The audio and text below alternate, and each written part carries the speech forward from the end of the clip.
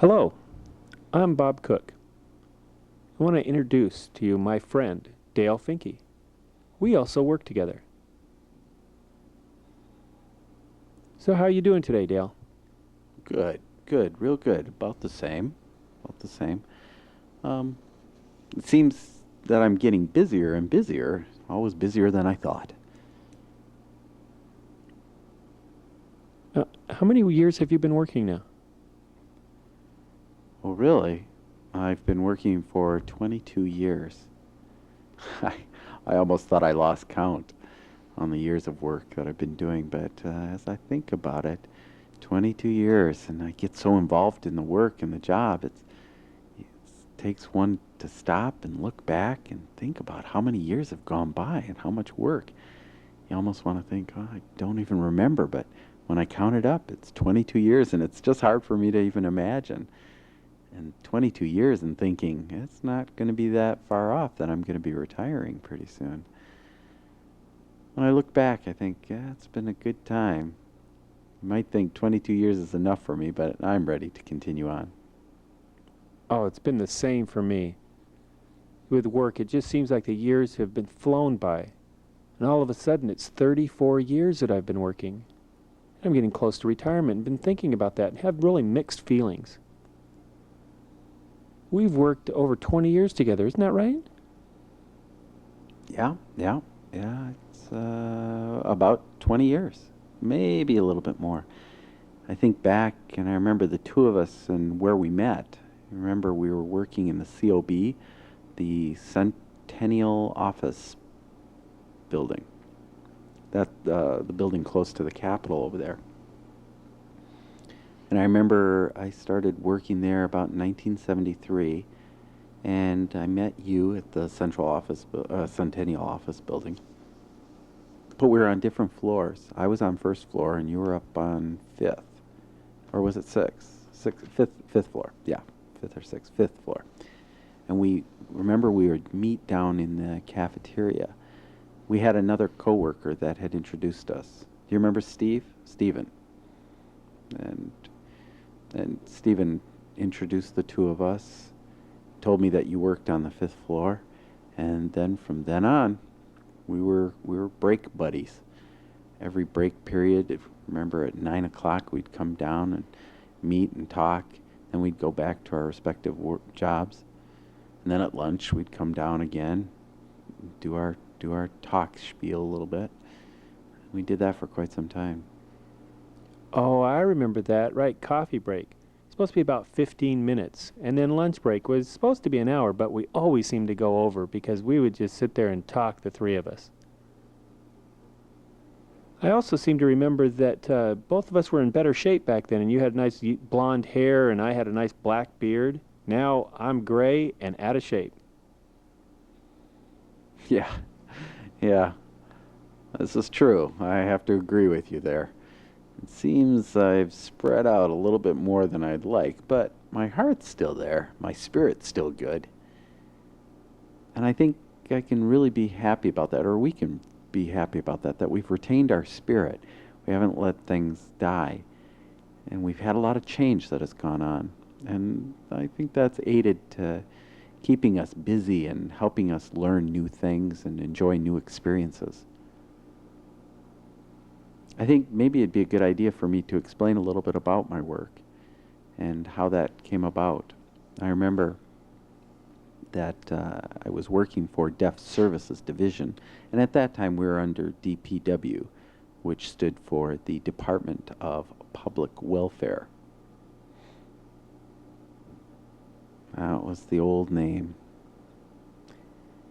Worked there. There were two of us at that time who were responsible for counseling individuals, deaf Minnesotans, wherever they might be, throughout the entire state of Minnesota. If you can imagine, all 87 counties, and the two of us were responsible for the whole thing. How many staff members did you have? Well, there were the two of, well, really there were three. There were three, but that third person quit right away, and then there were just the two of us, and the other person quit and moved to Oregon, and that left me all by myself. And I would go out in greater Minnesota traveling around.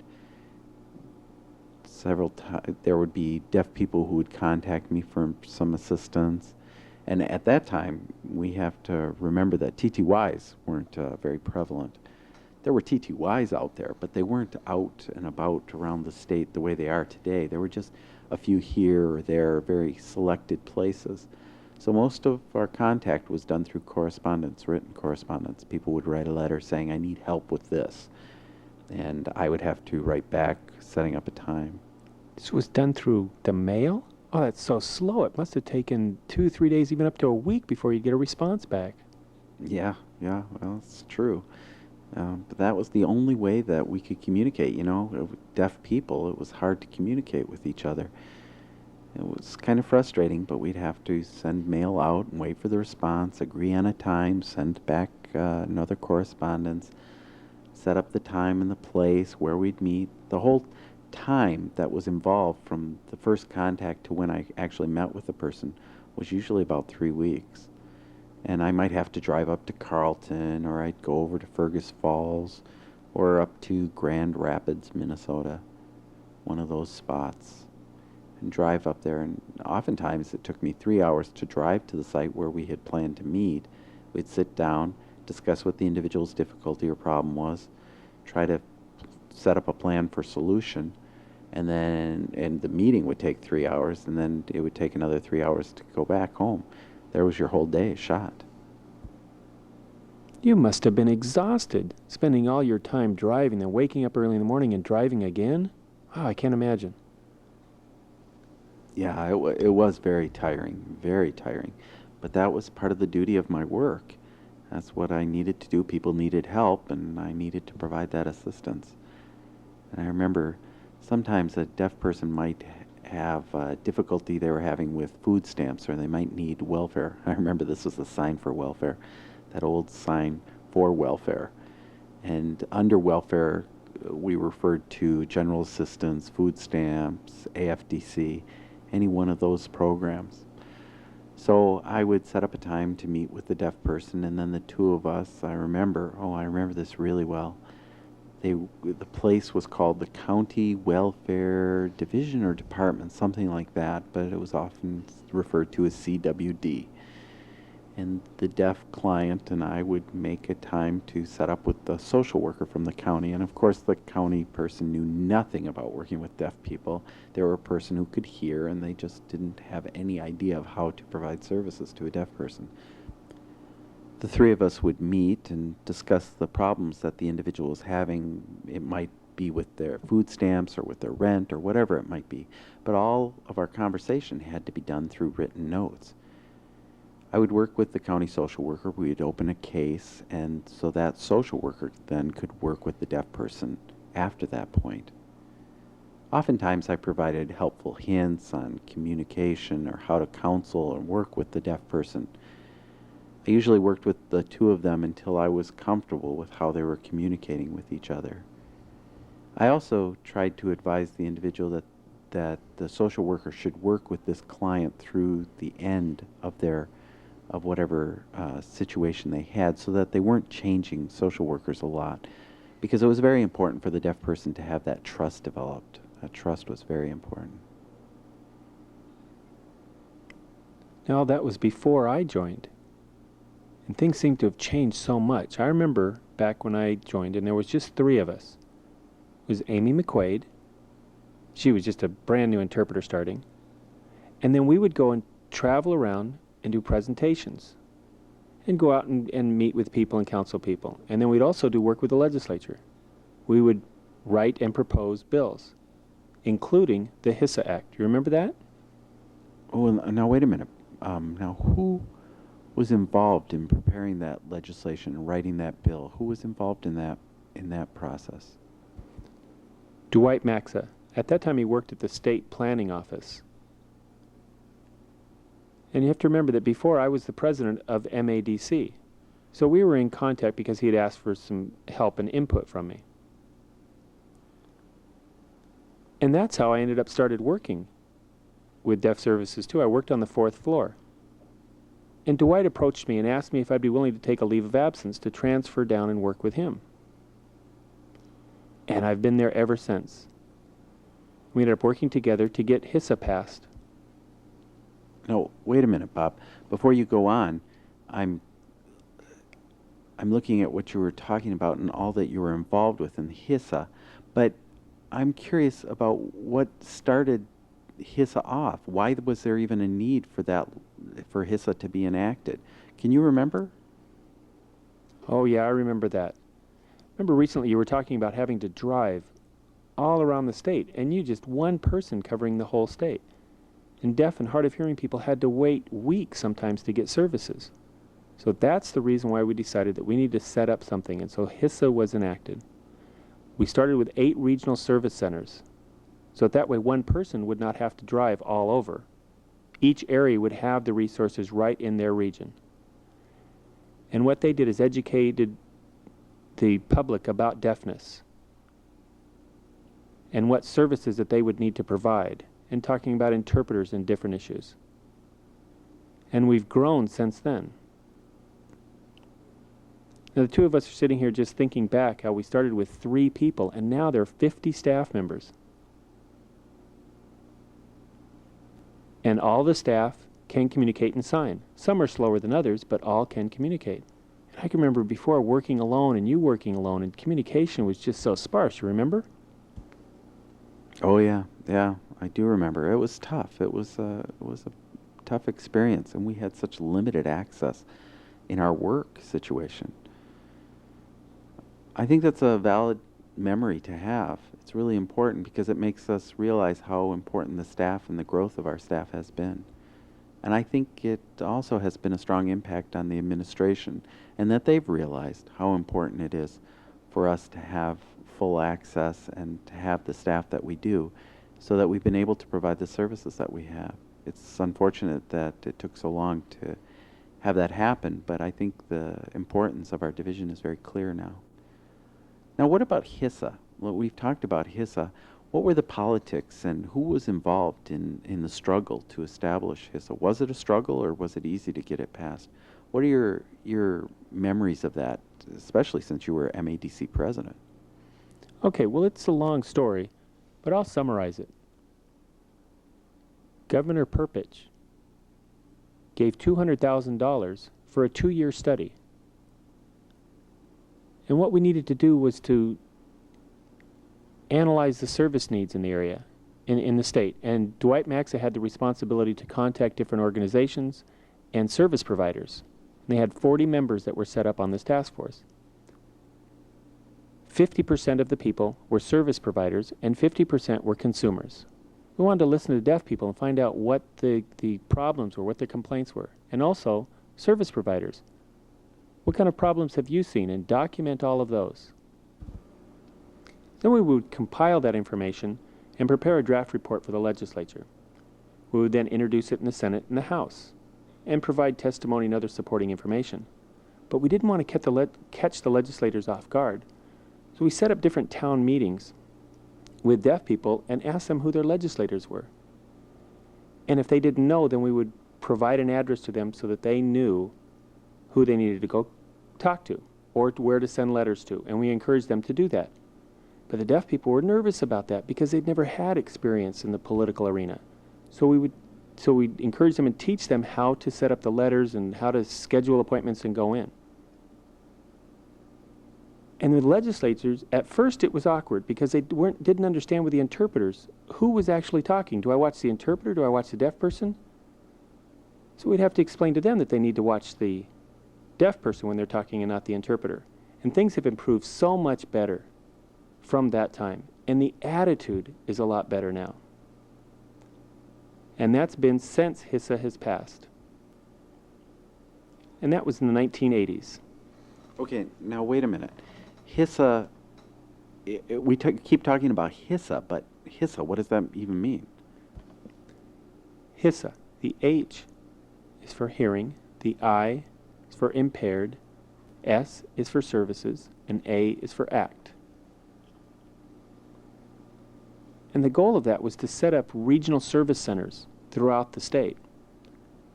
We can have up to 8 regional service centers throughout the north, east, west, and south. We also can set up satellite offices in various parts of the state. And that's a lot easier because now people don't have to drive all the way down to St. Paul to receive services. They have a regional service center much closer to their home. And all this has had a big impact on the deaf community. There have been more jobs created for deaf and hard of hearing people. And since the enactment of HISA, the legislature has seen more deaf people coming in and talking about issues regarding deafness, related to deafness. Like when MSAD, the School for the Deaf, was going to close, deaf people came and marched on the Capitol, and that had an impact on the legislature. And another issue has been quality assurance for interpreters in the schools. Deaf people wanted to see that quality go up and want to require licensing for interpreters. And that's going to be starting in the year 2000. Legislature has seen that the deaf community coming in and making their voice heard. Before, the legislature didn't know anything about deaf people, didn't even realize that deaf people were around. And now we find out that deaf people do all kinds of things, and they're paying their taxes, and they're citizens in this country, in this state of Minnesota, and they are equal to hearing people. Now we've also seen a change, whereas in the past we concentrated more on deaf, and now we've expanded to include hard of hearing people. And I believe that soon we're going to be expanding more into servicing of deaf-blind people also. And it's nice to see that progress. You know, looking back, Dale, just thinking about the two of us, we've seen deaf and hearing people come through, coming and going, and we just sit there and watch. And we've been here so long, I feel like I'm the grandfather. Do you feel the same? Oh, I feel exactly like that. The two of us are the pros in the division. It's kind of like there are more changes to come. Maybe things hadn't settled yet, and the two of us have just kind of gotten comfortable in our positions. Maybe that's why we both feel that way.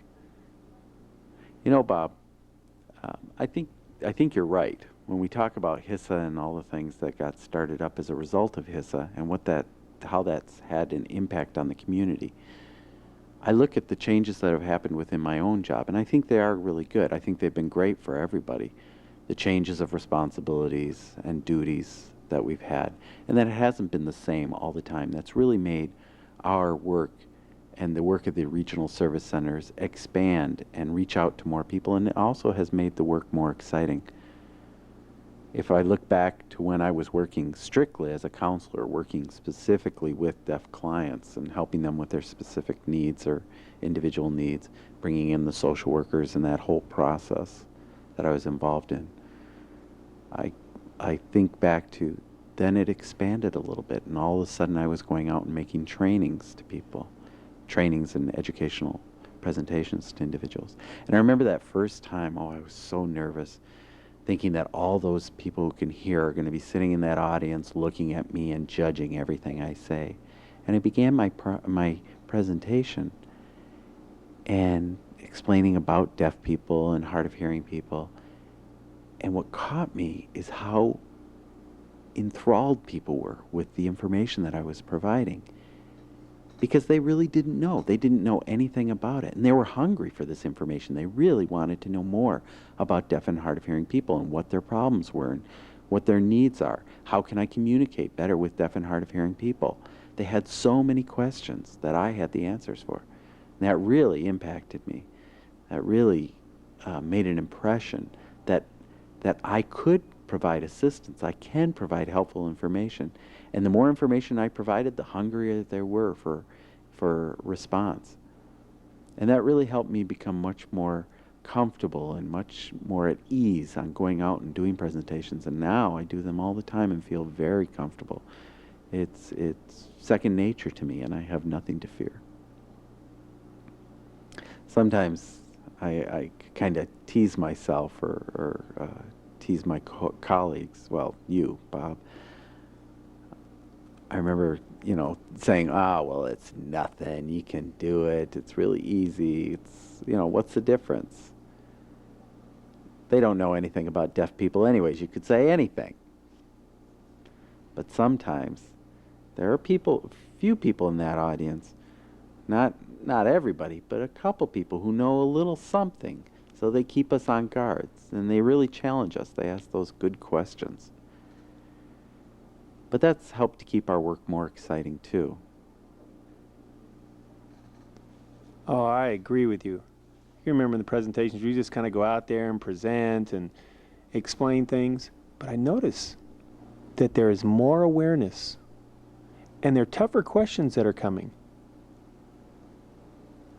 And there are a lot of political issues, so I have to be careful about how I say things. And I try to remain neutral with different issues that are controversial in deafness. Yeah, sometimes it seems like people even test us a little bit. It's a good challenge. It's a good experience, and I learned from that process. And I think that helps us to make adjustments to our presentations and helps us to make our information more clear and our responses more accurate and precise to what people need to know. You know, there's another program at the regional service centers, the library loan program, that I think we should mention. And that allows people to come in and get equipment, adaptive equipment that may make their lives a little bit easier. People may come in and check out some of the visual alerting alarm clocks that would make their life a little bit easier and make it possible for them to wake up in the morning. And they can borrow these pieces of equipment from the library, take them home, test them for a couple weeks, see if it works for them, whether it be a flashing light connected to an alarm clock or a vibrator collecting to an alarm clock. They can check this out for 2 weeks, test it out, see if they're comfortable with it, and bring it back, finding out if it's the appropriate fit for them. And then if they are satisfied with the piece of equipment, we can provide them a vendor's list letting them know where they can purchase it in the area. We provide flashing lights, decoders, TTYs, baby cry alerts, fire alarms, and then adaptive listening equipment like FM systems or amplified telephones. A whole myriad of things are provided through the library loan program, available for people to test out the equipment before they purchase it and take it home and find out that they're not satisfied with something and that they've wasted their time and their money. I look back to our work, and in the beginning, we were just developing computer programs, setting up a database listing all deaf and hard of hearing citizens in Minnesota. But then that's expanded, and we're now getting involved in meetings with different organizations and traveling around the state presenting about deafness and deaf culture. So I look back and see that change. It's been a wonderful experience for both of us.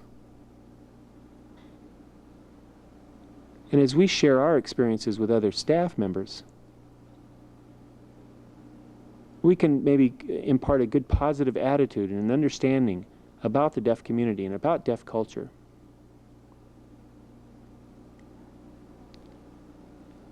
And now, feeling like we're close to retirement age now. And I need to thank Deaf Services for giving us both a lot of wonderful opportunities and to have the confidence in us. It really makes me proud, and I'm sure that you feel the same that I do, that we can do these things for the deaf community. And as well, I think the deaf community, deaf and hard of hearing community, has really become aware of where they can go to get services met or to develop ideas. They know about deaf and hard of hearing services, and they know that deaf and hard of hearing services is there and willing to help or assist or provide information as the individual might need it. They've become pretty dependent on our program, and I think that's great. Yeah, the Metro Regional Service Center, there's a large deaf population here. And a lot of people come for information and to get help. But then we also have the Duluth Regional Service Center and St. Cloud and all over the state, and we share information. And communication is so much better than it was before. I can remember first starting, and I was just all by myself and had nobody to talk to. And I feel more, even more valuable as a person now because I'm able to provide services and help to other people. Yeah, and I think that reciprocity has helped the community as well in taking on their own pride and earning value and a worth through the regional service centers. Now, what do you see the future? What do you see in the future? That's a very good question, a real good question. What I see in the future is a lot more growth, the growth of networking with parents, because I think they're going to become much more involved with their children's lives. I think more involvement with education, rehabilitation, a whole variety of services. Plus, I see more involvement from organizations because organizations are gaining their strength. They see a need for keeping the programs that they're offering for deaf and hard of hearing people running. But I see a real focus on children in the future, deaf children and hard of hearing children. Anyone who's growing up with a hearing loss and needs to have their basic needs met. It's a real change from the 60s and 70s and what we saw then.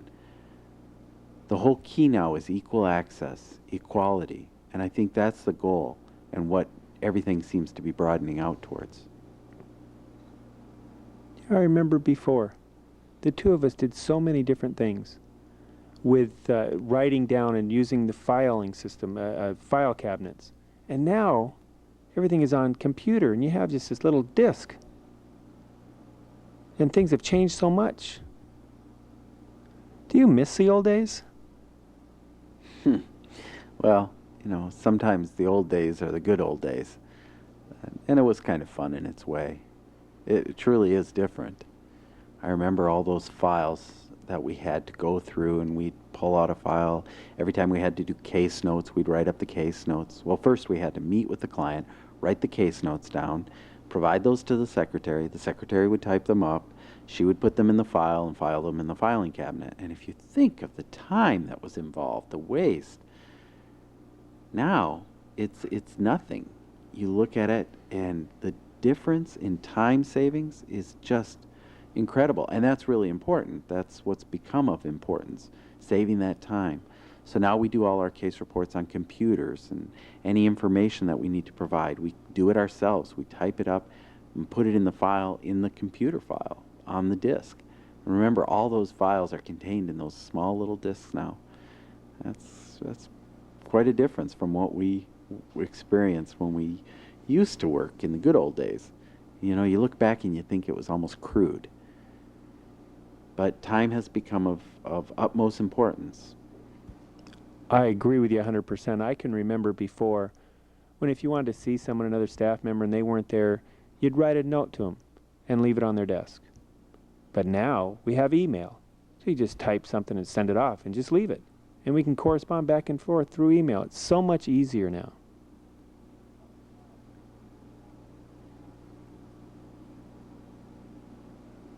Okay, well, I want to thank Dale Finke,